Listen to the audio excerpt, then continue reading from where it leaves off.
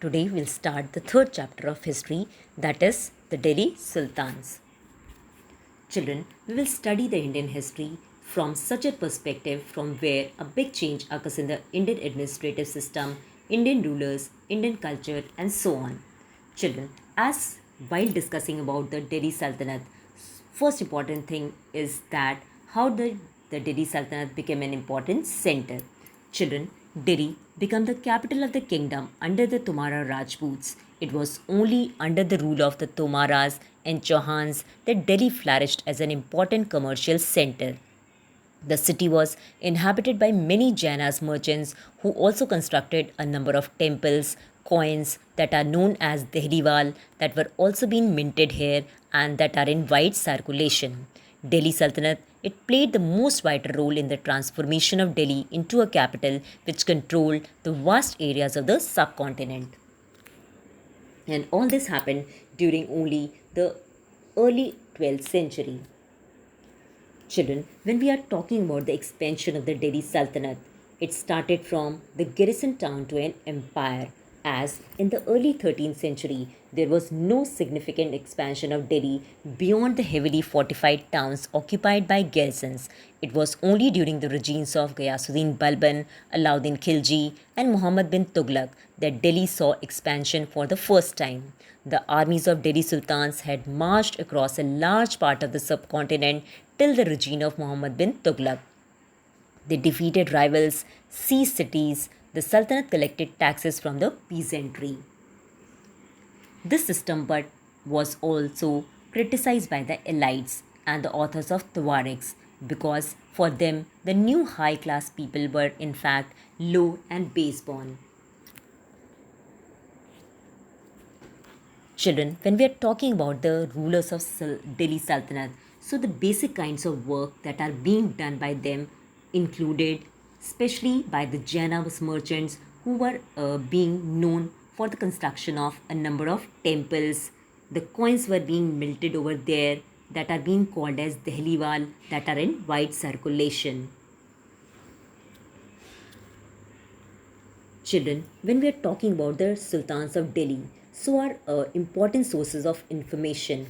How we come to know about these rulers, especially are the Tariq or the Tuaregs that are being written by the learned men, secretaries, administrators, poets, and courtiers who lived in the cities, that is, especially in Delhi.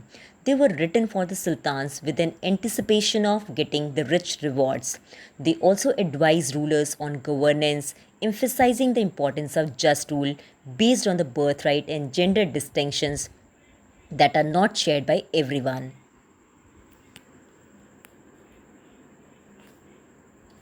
Children, when we are talking about the earliest rulers who invaded Delhi, so the first name came is that of the Rajputs, and Rajputs they were being followed by the Tomara Rajputs. Then after that we have the Turkish rulers rule. Under the Turkish rule, there was Iltutmish that was being followed by Razia Sultana. She got the throne from Iltutmish. So social order of the birth was important, but as in the case of Razia Sultana, we have already discussed that thing. In 1236, she has taken out the throne of Delhi Sultanate and she was the daughter of Iltutmish. But she was being removed from the throne in 1240 even. As one of the chronicler of that age, Minhaj-e-Siraj, he recognized that about the Razia Sultana that the queen she ruled went her rule went against the ideal social order that was being created by God, in which women were supposed to be subordinate to men. He therefore asked in the register of God's creation, since her account did not fall under the column of men, how did she gain from all her excellent qualities? That means that she was more able and qualified than all her brothers, but he was not comfortable at having a queen as ruler, nor were the nobles happy at her attempts to rule independently. That is why she had to face opposition from her brothers even, and she has been removed from the throne in 1240.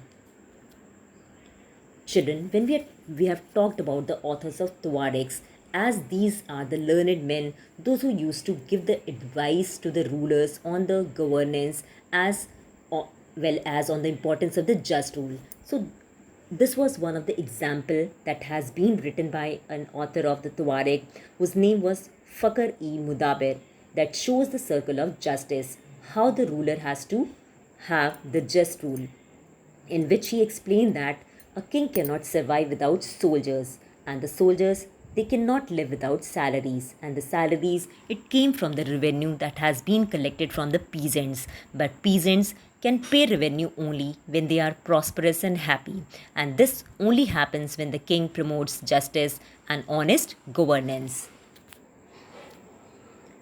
Children, as the rulers of the Delhi Sultanate, they built several mosques in cities all over the subcontinent.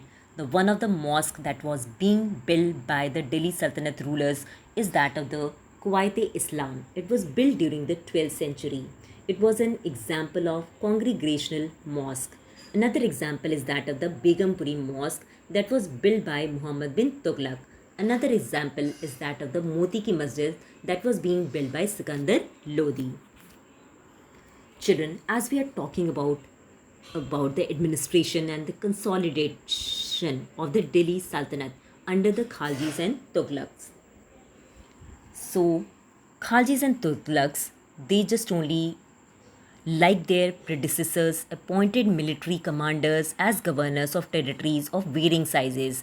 These territories were called Iktas and their holders were called Iqtadars and Muftis. As well as at the same time period, the early Delhi Sultanate rulers, especially when we are talking about the Iltutmish, they specially favored their special slaves that are being purchased for military service, that are called as Banda Gan in Persian language, and these special slaves are being appointed at higher positions by them.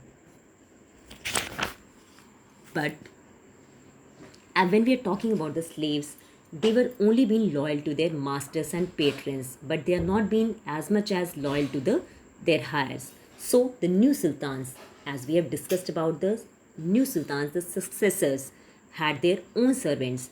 As a result, after each and every time of the succession, a new monarch often saw conflict between the old and the new nobility.